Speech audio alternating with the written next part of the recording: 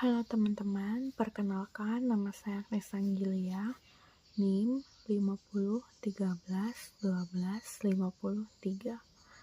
Di sini saya akan berdiskusi pada sesi 9, yaitu pada mata kuliah Studi Kooperatif Pendidikan Dasar di berbagai negara.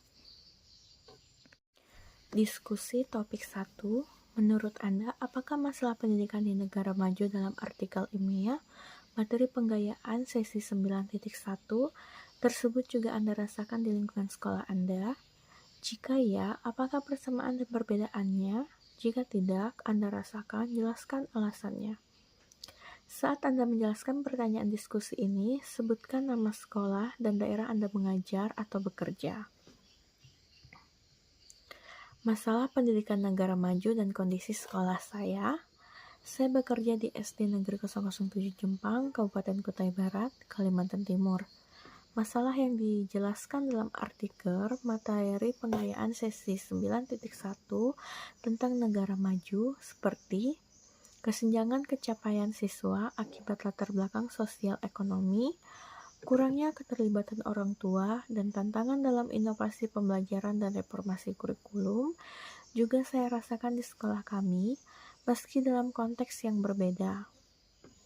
Persamaannya, di sekolah kami, perbedaan kondisi ekonomi keluarga mempengaruhi capaian akademik siswa.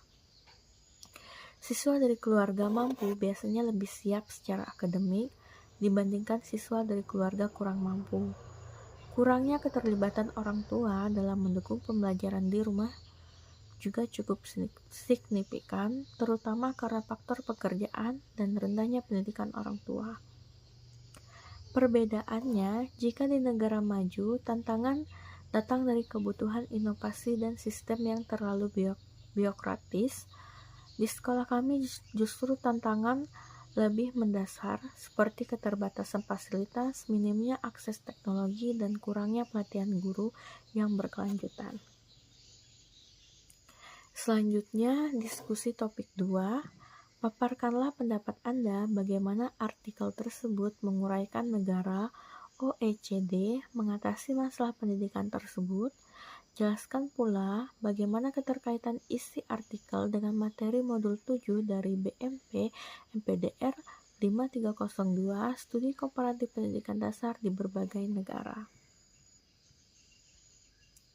Jadi, upaya negara OECD mengatasi masalah pendidikan. Artikel menjelaskan bahwa negara-negara OECD seperti Finlandia, Jepang, dan Korea Selatan melakukan investasi besar dalam pelatihan guru, memastikan guru memiliki status profesional tinggi, memperkuat sistem evaluasi berbasis data seperti pemanfaatan hasil PISA untuk merancang kebijakan,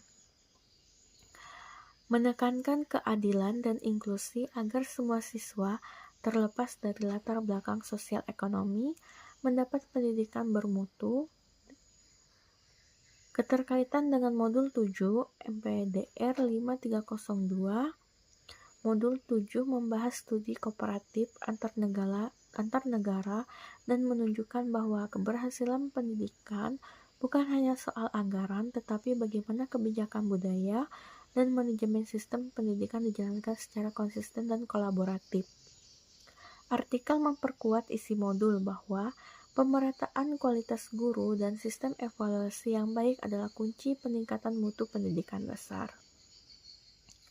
Selanjutnya, diskusi pada topik 3, yaitu silakan Anda uraikan bagaimana sistem pendidikan di Jepang, materi penggayaan sesi 9.2, terutama yang berkaitan dengan kurikulum yang mereka implementasikan dan hasil pencapaian yang tinggi dalam skor PISA. Jadi, sistem pendidikan Jepang, kurikulum, dan pencapaian PISA dalam materi penggayaan sesi 9.2, sistem pendidikan Jepang sangat menekankan pada kurikulum nasional yang terstandar dan berbasis kompetensi, namun juga memberikan ruang pada kreativitas daerah dan sekolah.